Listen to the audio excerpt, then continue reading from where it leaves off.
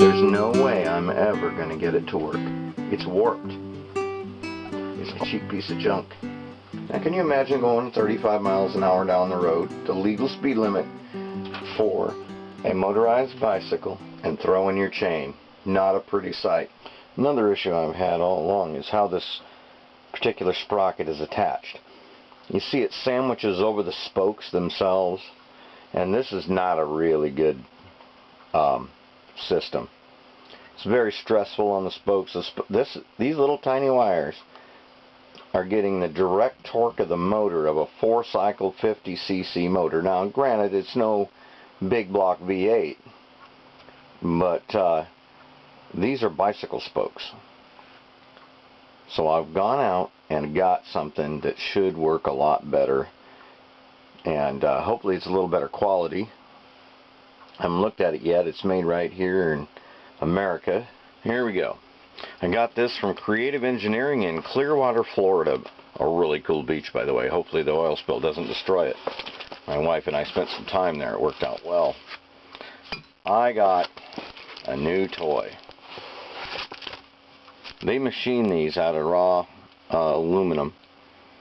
And what this does, it clamps around the hub, and these 3 bolts or studs stick between the spokes, and then the specially designed, specially built sprocket right here. Now this is a nice aluminum, aircraft aluminum sprocket, built exactly to my specifications. Now, a couple things that I changed in this is sprocket size. Take a look at the original sprocket that they sent with the bike, a 56 tooth sprocket. Well, I got a 36. Notice it's a lot smaller. Well, there's a reason for that. If you figure out the 5-to-1 gear ratio from going through the gearbox, and then a 10 tooth gear to a 56 tooth gear, you gear this engine down so much that it's just going to be maxed out on RPMs and beating the engine and all the equipment to death at going 30-35 miles an hour. I put a little taller sprocket on here. I'm running a 4-stroke motor, which has a lot more bottom end torque.